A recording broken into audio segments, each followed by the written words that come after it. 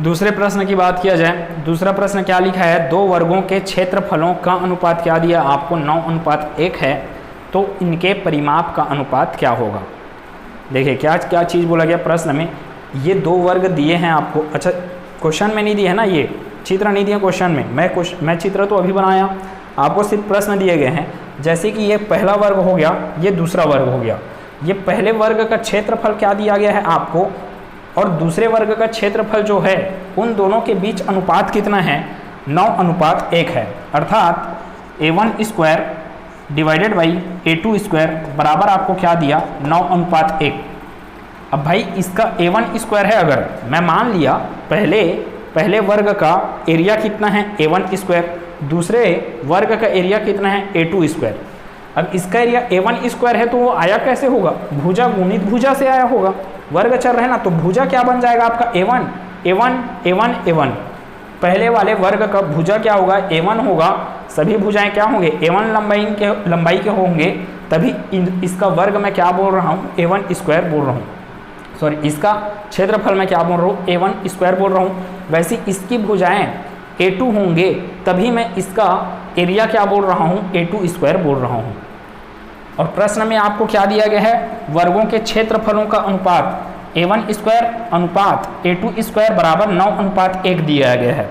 अब आप यहाँ से इसको कैसे सॉल्व कर सकते हो, a1 divided by a2 total का क्या square equals to 9 divided by 1।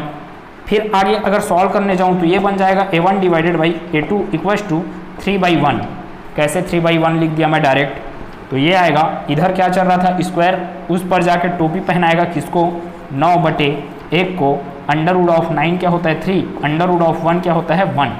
मतलब कि भुजाओं का अनुपात क्या मिल गया आपको, 3:1। बोल सकते हैं a1 का मान 3 यूनिट, a2 का मान 1 यूनिट। प्रश्न क्या पूछा गया, परिमाप का अनुपात पूछा गया।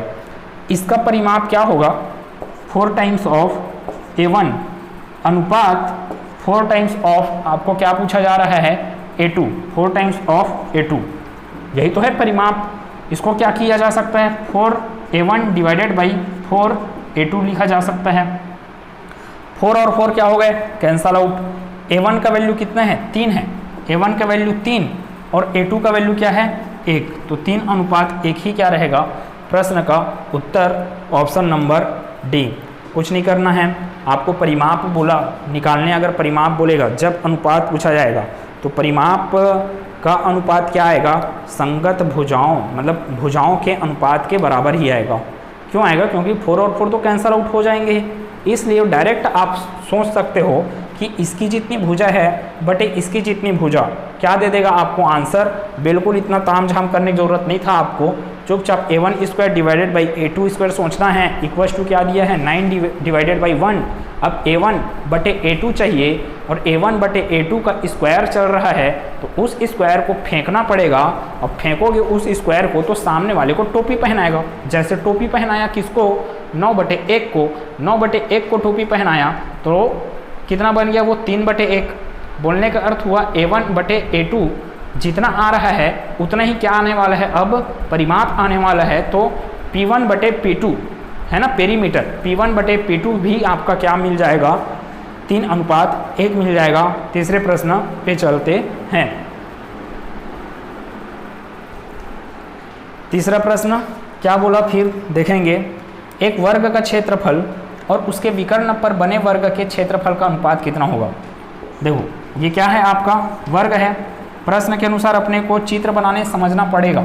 एक वर्ग का क्षेत्रफल, अब इस वर्ग की भुजा क्या है, ए है, साइड क्या हो गया a। वर्ग का क्षेत्रफल, इस वर्ग का क्षेत्रफल क्या बन गया आपके पास a², ठीक है। और उसके विकर्ण, इस वर्ग का विकर्ण क्या है, ये विकर्ण हो जाएगा इसका, उसके विकर्ण पर बने वर्ग। अब इस विकर्ण पर आप क्या बनाओगे, वर्ग बनाओगे, तो कुछ ऐसा आपको वर्ग बनाना पड़ेगा, ठीक है। ये वर्ग है, तो भाई ये भी क्या है, एक भुजा है, और सेम इसकी लंबाई का ये भुजा, सेम इसकी लंबाई का ये भुजा, और सेम इसकी लंबाई का ये भुजा। तो आपको क्या चाहिए, इस रेड वाले लाइन का मान चाहिए। रेड वाले लाइन का मान क्या होगा, इस त्रिभुज में मैं क्या लगा सकता हूँ, पाइथागोरस प्रमेय। पाइथागोरस प्रमेय A square plus A square equals to, इसको नाम दे दिया जाए बी और ये डी है ना, ए बी सी डी करके, तो बी डी का स्क्वायर। आपको बी डी स्क्वायर का मान थोड़ी चाहिए, आपको चाहिए बी डी का मान। आप क्या निकाले हो अभी यहाँ से पाइथागोरस प्रमेय निकाल के, पाइथागोरस प्रमेय से B D square equals to A square plus A square plus A square, तो यहाँ से बी डी स्क्वायर बराबर कितना हो गया 2a स्क्वायर। यहाँ से बी डी बराबर क्या हो जाएगा, ये टोपी पहनाएगा सामने वाले को, तो सामने वाले को टोपी पहनाएगा मतलब कि under root of 2a square, under root of 2a square मतलब कि a√2। देखिए मैं तो आपको समझाने के लिए इतना सारा लिख रहा हूँ, मेरे को सॉल्व करना हो मैं डायरेक्ट कर दूंगा इसको कि √2a होगा। ये 5 सेंटीमीटर, ये 5 सेंटीमीटर, तो ये होगा 5√2 सेंटीमीटर, खत्म है ना। ये 6 सेंटीमीटर, ये 6 सेंटीमीटर, तो ये हो जाएगा आपका 6√2 सेंटीमीटर। ये 7 सेंटीमीटर, ये 7 सेंटीमीटर, तो ये होगा 7√2 सेंटीमीटर। ये a सेंटीमीटर, ये a सेंटीमीटर, तो ये क्या होगा आपका a√2 सेंटीमीटर, जो कि आपके पास आ रहा है। तो आप इस चीज़ को पूरा बैठा लीजिए दिमाग में कि ये कितना हो गया a√2 सेंटीमीटर। अब ये भुजा जब a√2, तो ये भी क्या होगा a√2, ये भी क्या होगा a√2 और ये भी क्या होगा a√2। तो इस ब्लैक वाले वर्ग का क्षेत्रफल से अनुपात किसका बोल रहा है, इस रेड वाले वर्ग का क्षेत्रफल का अनुपात। रेड वाले का क्षेत्रफल कितना आएगा, a√2 का क्या करना पड़ेगा आपको, स्क्वायर है ना, भुजा का स्क्वायर होता है। तो अपने पास आंसर क्या समझ में आ रहा है, देखिएगा a स्क्वायर अनुपात a√2 स्क्वायर। इसको कैसे लिखा जा सकता है, एक ही लाइन में a divided by a√2, total का क्या लिखा जा सकता है, स्क्वायर लिखा जा सकता है ना। जब दोनों के ऊपर में स्क्वायर लगा है तो ये क्या बन जाएगा आपका a divided by a√2 square. यहाँ से a कैंसल आउट हो गया, ये क्या बच गया 1 ऊपर में, तो 1 डिवाइडेड बाई √2, टोटल का क्या स्क्वायर। इसको सॉल्व करोगे क्या मिलेगा 1/2। कैसे 1 का स्क्वायर 1, √2 का स्क्वायर आपको देगा सिर्फ 2 देगा, तो 1:2 प्रश्न का उत्तर होगा कि इस ब्लैक वाले वर्ग का क्षेत्रफल का इस रेड वाले वर्ग के क्षेत्रफल से अनुपात कितना मिलने वाला है आपको, 1:2 मिलने वाला है। Option number A correct answer है। चौथा प्रश्न, अब ये चौथा एक विशेष प्रश्न है, इसको आप सॉल्व कर सकते हो, बेसिक से सॉल्व कर सकते हो, लेकिन ऐसे प्रश्न में मैं बोलूँगा आप डायरेक्ट फार्मूला लगाइए और आंसर पाइए। कैसा, आपको प्रश्न पूछा जाता है कि किसी वर्ग की भुजा में कितना किया जाए 5% की वृद्धि की जाती है, तो उसके क्षेत्रफल में कितने प्रतिशत की वृद्धि होगी। अगर मैं इसको बेसिक से बताना चाहूँ तो इसमें क्या समझ में आया, ये आपका एक वर्ग है और इस वर्ग के भुजा में क्या कर दिया जाता है, 5% का वृद्धि किया जाता है, तो एक नया वर्ग बन जाता है। अगर ये 100 यूनिट है ना, यहाँ से A B C D, इसको नाम दे दिया जाए A', B', C', D'। मैं कॉन्सेप्ट को बता रहा हूँ, लास्ट में डायरेक्ट एक ही फार्मूले से इसको सॉल्व कर दूंगा। ये क्या है 100 यूनिट, इधर भी क्या है 100 यूनिट, ये 100 यूनिट और ये 100 यूनिट। क्या बोला जा रहा है, किसी वर्ग की भुजा में 5% की वृद्धि की जाती है। भाई भुजा में 5% की वृद्धि करोगे, भुजा था 100 यूनिट, अब भुजा में 5% की वृद्धि कर दोगे तो भुजा कितना बन जाएगा 105 यूनिट। तो नया वाला वर्ग का भुजा क्या बनेगा आपका 105 बनेगा भुजा। इसका एरिया निकालने जाऊं तो मैं क्या निकालूंगा 100 का स्क्वायर, एरिया निकल गया इसका एरिया निकालने जाऊं तो क्या मिलेगा आपको 105 का स्क्वायर। ठीक है, वही चीज़ है। और उसके क्षेत्रफल में वृद्धि क्या आएगा, 100 स्क्वायर का जो मान आ रहा है 105 स्क्वायर का जो मान आ रहा है वही अंतर क्या होगा, वृद्धि होगा। ठीक है, तो 100 स्क्वायर मतलब कि कितना हो गया आपका 10,000। 105 का स्क्वायर निकालना है आपको, तो क्या कीजिए 100 + 5 का स्क्वायर निकाल डालिए, वही क्या बन जाएगा आपका आंसर a + b का होल स्क्वायर के फार्मूले से। तो ये बन जाएगा a स्क्वायर मतलब कि 10,000, 5 स्क्वायर मतलब कि 25, 5 दूनी 10 और 10 का गुना 100 से कितना देगा आपको 1000। तो इसको सॉल्व कीजिए, कितना आ रहा है अपने पास 11,025। ठीक है, तो 11,025 क्या हो गया 11,025 105 स्क्वायर का 105 स्क्वायर का आंसर हो गया 11,025। 11,025 मीटर स्क्वायर सेंटीमीटर स्क्वायर जो भी है, 10,000 मीटर स्क्वायर या सेंटीमीटर स्क्वायर जो भी आपको दिया है या नहीं दिया है, मतलब यूनिट बोलेंगे ना।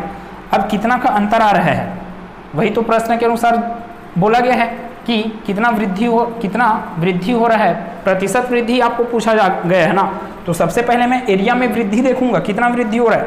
10,000 से आप पहुंच गए 11,025 में, सिंपल सी बात है 1,025 का वृद्धि हुआ है। 1,025 का वृद्धि हुआ है किसकी तुलना में, 1,025 का वृद्धि हुआ है किसकी तुलना में, पहले वाले एरिया की तुलना में। तो मैं कैसे लिखूंगा परसेंटेज वृद्धि अगर मैंने को निकालना है तो 1,025 बटे किसकी तुलना में हुआ है, 10,000 गुना परसेंट निकाल रहा हूँ, इसलिए क्या होगा ये 100%। अब ये 2 शून्य खत्म, 2 शून्य खत्म, यहाँ से अपने पास क्या मिल जाएगा, 1,025 बटे 100 है। तो 1,025 बटे 100 को सॉल्व किया जाए, यहाँ से भाग दे देते हैं डायरेक्ट 1,025 को, कितने बार में जाएगा, 100 एकम 100 हो गया, यहाँ पे आया 2 और ये 5, तो 100 शून्य शून्य, फिर ये 25।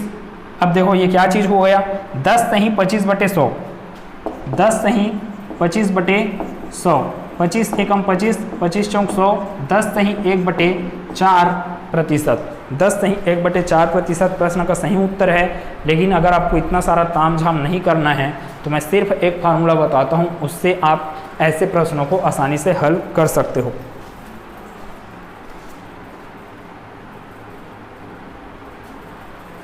देखिए